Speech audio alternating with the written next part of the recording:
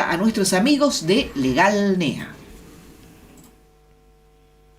Corporativo que a través de una red de profesionales altamente calificados asesora y representa a empresas e individuos en la República Argentina y el extranjero. Legal NEA es una fundación que fomenta el acceso a justicia y el desarrollo de la abogacía pro bono. Legal NEA promueve valores.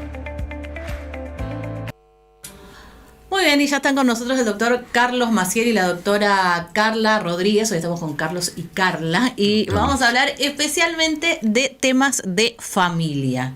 Así que Carla es especialista, ha logrado algunas resoluciones muy novedosas de la justicia en materia de alimentos. ¿Viste? Cuando se hace noticia, no sé, le prohibieron, no sé, que entra al club de tenis porque debía cuota alimentaria, entre otras cuestiones, o esos fallos que por ahí conocemos, dice, le cobran la cuota alimentaria en la boleta de la luz porque es la única manera de que pague. Bueno, ella en algunos casos fue la quien acompañó a familias en ese recorrido hasta obtener esas resoluciones. Y después también hemos hablado de un caso, no sé si han escuchado, todo el drama en torno a la separación de Alexis McAllister y Cami Mayán. ¿Se acuerdan más o menos el caso? Que al final ellos estaban en pareja, fueron novios un montón de tiempo, convivieron y después él se quedó con la amiga de ella, algo así era la historia. Bueno, ella obviamente le reclama una compensación por todos esos años de convivencia, así que vamos a ver con ese disparador qué le corresponde a una persona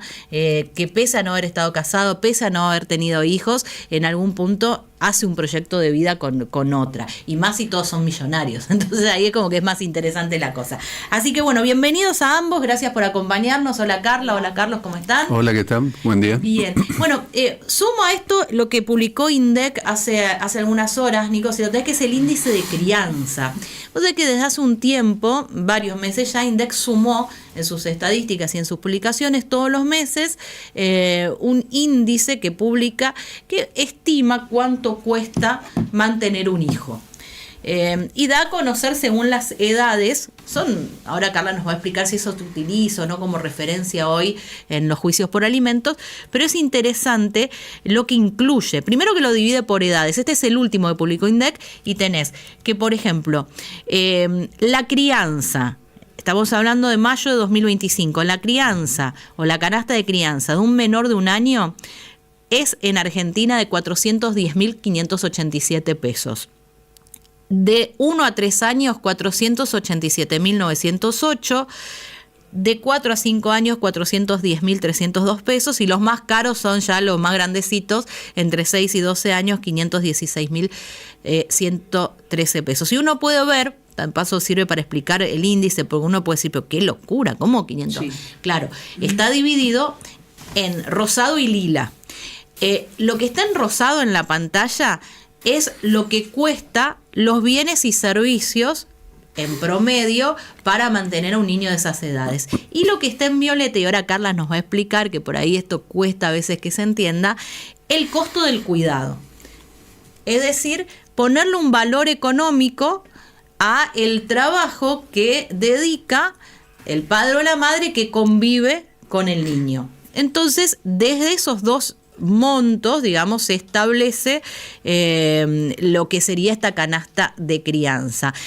¿Cómo me decís, bueno, cómo calculas lo que te cuesta cuidar un niño? O sea, lo que vos, ponerle valor económico al cuidado. Y bueno, por ejemplo, si vos decís, si ese tuviera que encontrar una niñera o alguien que los cuide, ¿cuánto sería, digamos, lo que habría que sumar a la manutención? De todas maneras, todo esto pasa por el filtro de lo que son las realidades de cada familia, las posibilidades, la situación en que están ambos padres. Pero es interesante, a mí me parece, como poner en un número lo que en realidad para muchos no tiene valor económico.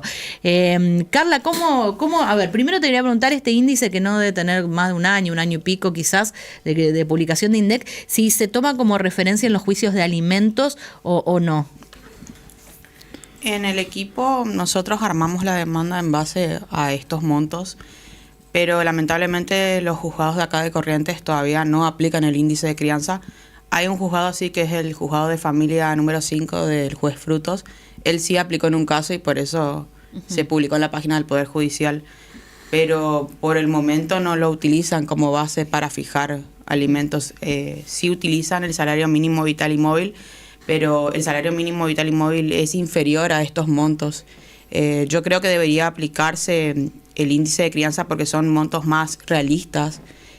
En cambio, no sé, por dar un ejemplo, hoy en día los juzgados para una persona que no tiene trabajo registrado o es monotributista fijan por hijo, por ejemplo, el 25% de un salario mínimo vital y móvil, que es bajísimo. Hoy el salario, ¿cuánto está el salario mínimo vital y móvil? 311 y bueno, está por subir a 320, pero es demasiado inferior a los montos del índice de crianza. El 25% sería, a ver, más o menos 70.000 pesos, más o menos 7 por... un poquito más, 80.000 pesos. Sí, más o menos ronda los 100.000 pesos. A veces te fijan un 25%, un 35%, depende del juez. Y bueno, nosotros tratamos igual de todas formas de insistir en las demandas, las redactamos en base a esto porque es la realidad de cada persona hoy en día. No, un niño no vive con 100.000, 150.000 pesos por mes. Es una locura pensarlo, pero hoy en día lamentablemente los juzgados de acá de Corrientes fijan en ese porcentaje que es muy inferior. ¿Y cómo choca esto? Porque cualquiera que tenga un chico sabe lo que cuesta, digamos, sí, cualquier cosa. Entonces no estamos hablando no sé, de cifras que uno no las tenga internalizadas, al menos quien se dedica a crear un chico. Hay gente que te puede decir que estamos hablando en arameo, pero ¿cómo choca esto con la realidad? Porque vos me decís, por ejemplo, estábamos viendo la canasta para un chico de 6 a 12 años te da 500.000 pesos, y yo te podría decir, bueno, pero ¿qué porcentaje de población en Corrientes tiene capacidad económica para afrontar una cuota alimentaria de esta cuantía? ¿Cómo choca con la realidad social? Sí. Eso también es otro punto, porque se supone que se tiene que tener en cuenta también la capacidad económica del alimentante. De todas formas, el alimentante debería hacer un esfuerzo para poder llegar a un básico, al menos, porque lo que siempre manifestamos en las demandas, la mayoría son mujeres las que demandan, también tenemos hombres que demandan, pero la mujer siempre destina el 100% de sus ingresos a sus hijos y no pasa eso del otro lado, lamentablemente. Además de eso, la cuota alimentaria debería cubrir la comida, la vestimenta, la escuela, los útiles, la recreación, llevarlo, no sé, al cine, al parque, quiere comprar un algodón de azúcar o algún juego. Y todo eso lamentablemente no alcanza con estos 150.000 pesos, 100.000 pesos que se fijan, y más allá de eso es bajísimo. Yo creo que debería aplicarse el índice de crianza así como estamos planteando nuestras demandas. Igual no perdemos las esperanzas que en algún momento se llegue a aplicar porque la inflación está cada vez más alta, no alcanza, todo sube todos los meses y es imposible sobrellevar eso con un niño. Imagínense con 2 o 3, y entonces a veces es muy difícil decirle a los clientes, mira, el juzgado fijó un 35% salario mínimo, y la gente no puede creer, las personas que no están en el ámbito que sea tan bajo, a veces piensan que, no sé, puede ser nuestro antojo, o se fija de esa forma porque sí, pero no es así, lamentablemente. De los fallos o de las resoluciones judiciales que recuerdes dentro de estas que se conocen como novedosas por la forma en que aplican, ¿cuáles te acordás? Yo me acordaba de alguno, por ejemplo, que creo que era del Chaco, que le ponen la cuota alimentaria en la boleta de luz, porque como es un servicio que si no lo pagas te cortan, entonces...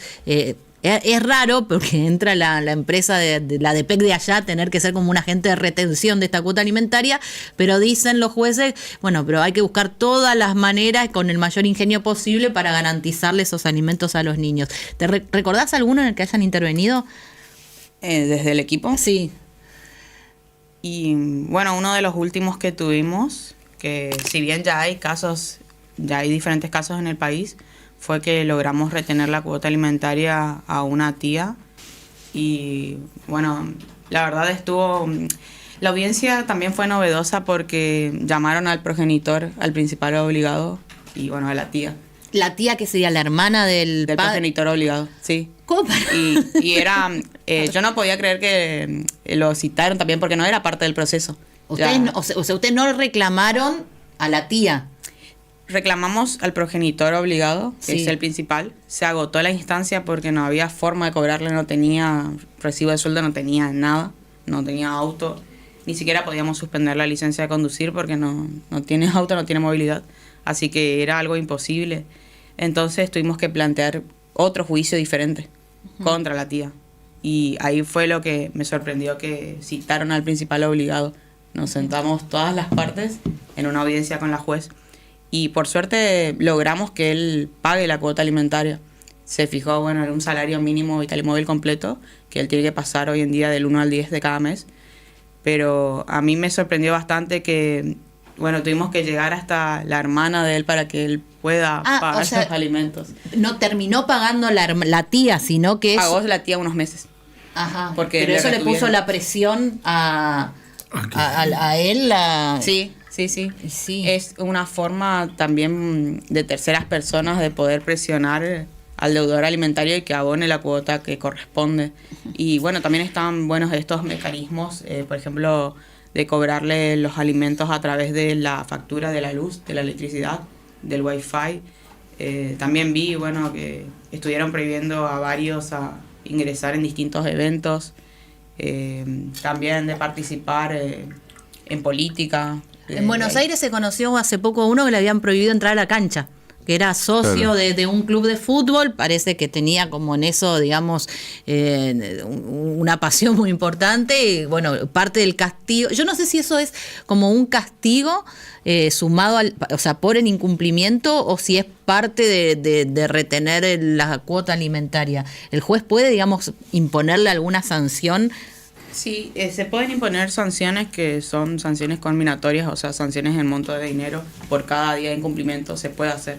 Pero más que un castigo, en realidad no sé si usar la palabra castigo, sería más una medida para tratar con mover a ese deudor alimentario y que pueda abonar la cuota alimentaria. Esa es la idea, más que nada. No es castigarlo y que quede ahí, que no cumpla. Aquí en Corrientes ocurrió el caso de un comparcero que no le dejaron que entrar no pudo bailar. a los cortes, sí. Y más allá de los índices, que por supuesto el índice del salario mínimo Vitalimóvil, estos índices que he mostrado, son parámetros para tener en cuenta cuando el deudor no tiene un salario fijo y del cual se le pueda descontar un porcentaje. Y hay que tener en cuenta también que hay en nuestro código de distingue, digamos, los alimentos de un padre hacia un hijo, los alimentos entre cónyuges, los alimentos incluso cuando existen contratos. Perdón. ¿Quiénes, a ver, para volver por ahí no lo planteamos, ¿quiénes están obligados a los alimentos en relación, vayamos a los hijos? ¿Ambos padres son primero y después, si los padres no pueden, entran abuelos, tíos, o cómo es la historia? Subsidiariamente entran los abuelos, que son los ascendientes. Eso está establecido en nuestro código. Y si los abuelos fallecieron o no pueden, son vulnerables económicamente, como en este caso que la abuela era una pensionada, para no retenerle un porcentaje de su pensión, lo que decidimos fue accionar contra la tía, que sí tenía un recibo de sueldo en una fuerza y cobraba mejor, estaba mejor económicamente que la abuela. Por eso decidimos por eso se accionar. llega a la tía. Sí, pero en realidad debería ser la abuela la obligada subsidiaria, o el abuelo, en todo caso. Y ese monto, porque generalmente a ver, no sé cómo sea, pero puede haber casos en donde los chicos vivan con uno de los padres. ¿El obligado a pagar alimentos es el padre no conviviente o se tiene que repartir entre los dos?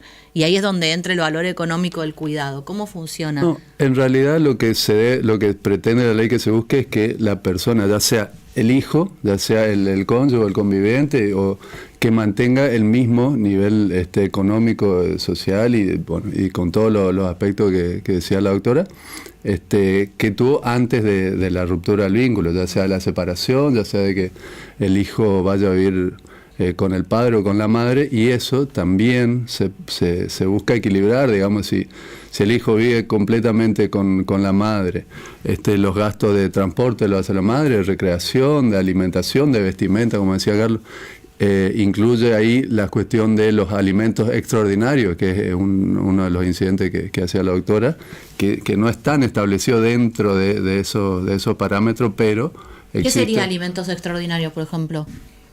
Son gastos que exceden de la cuota alimentaria normal de todos los meses. Por dar un ejemplo, un cumpleaños de 15 es un gasto extraordinario porque es algo que se va a dar únicamente en el año. Un viaje de egresados o, por ejemplo, una operación que hay que realizar, o también podría ser los gastos de inicio escolar porque es un gasto que se desembolsa en febrero, en marzo, generalmente con la lista de útiles que pasa a la escuela. Es algo que no vas a gastar todos los meses, por ende debería considerarse como gasto extraordinario. Eso se plantea de forma diferente, se plantea en lo que se llama incidente de gasto extraordinario. Se solicita al juzgado un reembolso, ya sea de lo que vos gastaste o de lo que vas a gastar eventualmente. Bueno, tuvimos casos de madres que habían comprado toda la lista de útiles escolares y la otra parte, si bien estaba cumpliendo con la cuota alimentaria, se negaban a pagar esos gastos extraordinarios porque generalmente te dicen, bueno, ya estoy pagando la cuota alimentaria, arreglate con eso. Pero como estuvimos hablando anteriormente, no alcanza la cuota alimentaria de todos los meses para estos gastos que son extraordinarios. Por ejemplo, no sé, una lista de útiles, creo que una clienta había gastado cerca de los 400.000 pesos, que eso excede la cuota alimentaria de todos los meses. Ella está cobrando 80% de un salario mínimo vital y móvil, no alcanza para cubrir gastos del ciclo escolar. Entonces se solicita al juzgado que la otra parte abone la mitad de esos gastos que uno incurrió, o que también pague eventualmente para no tener que estar solicitando todo el tiempo al juzgado y generando un desgaste. Entonces, de esta forma también pedimos que se abone la mitad de los gastos del cumpleaños de un niño. ¿Y qué pasa en el caso? A ver, no sé si son cuestiones conflictivas. A ver, uno dice, bueno, una cuestión de salud, los gastos que te obligan el inicio de clases. Pero dijiste una fiesta de 15. Imaginemos que el otro dice, no, yo no lo considero prioritario, no tengo capacidad para pagar la mitad de una fiesta de 15. Fue decisión, uno dice siempre de la madre, porque la mayoría de los chicos quedan viendo con la madre, pues dice, ¿fue decisión de la madre o fue decisión del padre hacer la fiesta? Si decidió hacerle la fiesta, hacerle el cumpleañito, que pague el que decidió. O sí estás obligado en ese caso a cubrir la mitad. ¿Son puntos de discusión? En realidad, nosotros siempre tratamos desde el estudio conciliar y hablarlo previamente antes de iniciar cualquier tipo de acción o presentación de algún escrito judicial. Nuestra idea nunca es llegar a peticionar ante un juez, siempre intentamos arreglar de cualquier forma. Entonces, le pedimos siempre a los clientes que hablen primero con las partes, o si tenemos que hablar nosotros con ellos, intervenimos, no hay problema. Si hay acuerdo o asentimiento de la otra parte, se hace. Generalmente no hay acuerdo, se niegan hasta el último minuto. Entonces, lo que se hace es avisar. Y bueno, y si la otra parte no está de acuerdo, ya es un conflicto, porque a veces uno quiere mandar al hijo a la escuela privada, claro. Otro no. Son cuestiones que, bueno, va a tener que decidir también la persona que tiene el cuidado personal unilateral, porque más allá de eso, el niño o la niña vive la mayor parte del tiempo con un progenitor, no con el otro. Entonces, esas cuestiones hay que debatirlas en juicio, también escuchar al menor siempre y cuando tenga el grado de madurez suficiente y ver qué quiere, porque a veces, no sé, una niña sueña con tener un viaje de egresados o tener su fiesta de 15. Son cosas que el juzgado también tiene que merituar, tiene que considerar, porque es también tener en cuenta el interés superior del niño. A veces, bueno, el progenitor no quiere abonar la fiesta de 15 porque considera que no es un gasto importante. Sin embargo, debería hacer un esfuerzo para abonar al menos la mitad, porque es algo que su hija desea, que anhela, y también influye de alguna forma psicológicamente en los niños.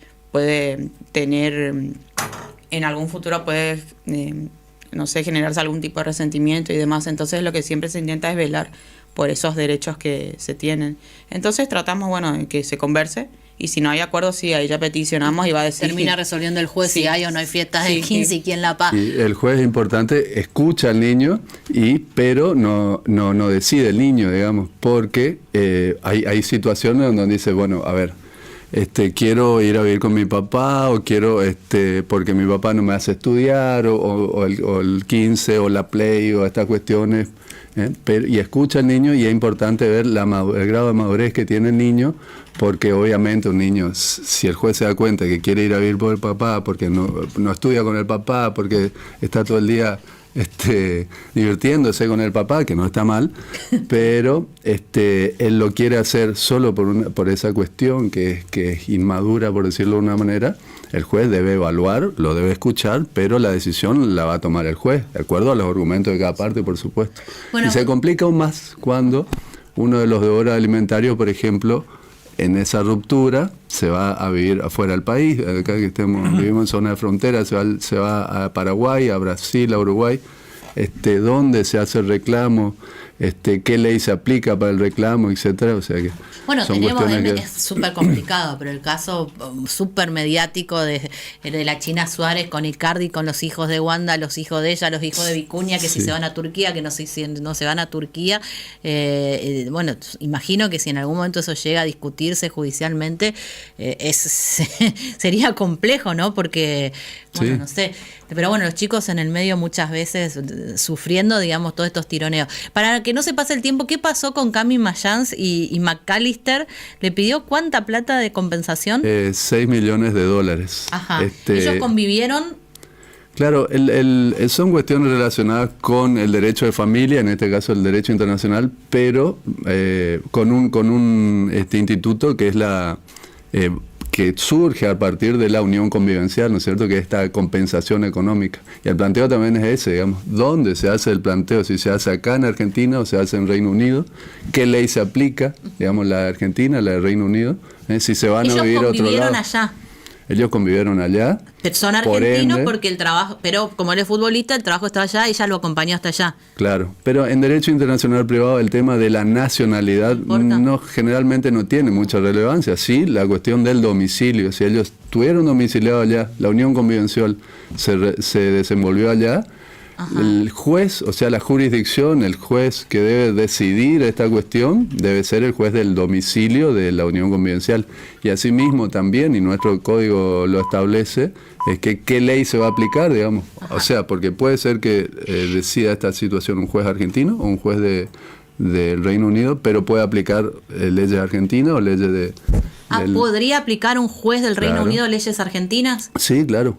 Sí, en el caso de que se pretenda hacer valer en Argentina la unión convivencial, ¿no es cierto? Claro. ¿Y en este caso hubo ya alguna definición o no? En este caso están todavía y va a ir a la Corte Suprema la cuestión de la jurisdicción, o sea, no se avanzó sobre el fondo de la cuestión, se va a decidir si le corresponde o no a la Argentina decidir esta situación, o sea, a un juez argentino.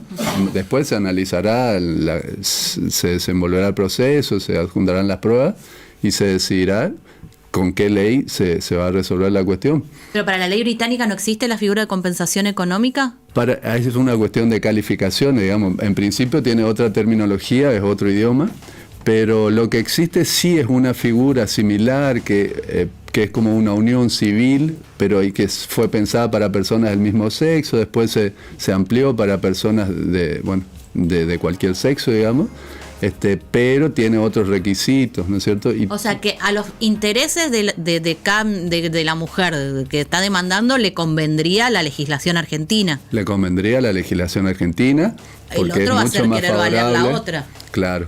¿Y esto que lo tiene que resolver la Corte Suprema de acá? Lo tiene que resolver la Corte, y el punto es ese, digamos, de que nuestro ordenamiento interno establece que en este tipo de casos lo debe juzgar un juez en este caso del Reino Unido y con leyes del Reino Unido, pero existe una salida que es excepcional, que es el foro de necesidad, y que es para el caso en que exista el riesgo de la denegación de justicia, digamos. En el caso de que, por ejemplo, vaya al Reino Unido y diga, quiero plantear acá el reclamo por compensación económica, el Reino Unido diga, no, acá tampoco somos competentes, por ejemplo, y quede, ¿no es cierto?, bollando a esa persona entre un país y otro. Para ese caso sí está establecido. Yo entiendo de que el planteo debería hacerse allá, que existe una legislación que obviamente es menos favorable, pero es lo que establece nuestro ordenamiento interno, los tratados internacionales, etcétera. Más allá de este recurso excepcional, digamos, del Entonces, foro de el consejo necesidad. para las botineras, ahora que hay muchos jugadores correntinos, viste, que andan por ahí, que vean a dónde se van a ir a vivir, a dónde le dan el pase para que le hagan las leyes antes de cualquier cosa. Bueno, chicos, gracias por venir, buen finde. Nos vemos prontito en la semana que viene. Bueno, gracias. Tere, ¿qué hacemos? La pausa y venimos en un ratito, amigos. No se vayan, nos queda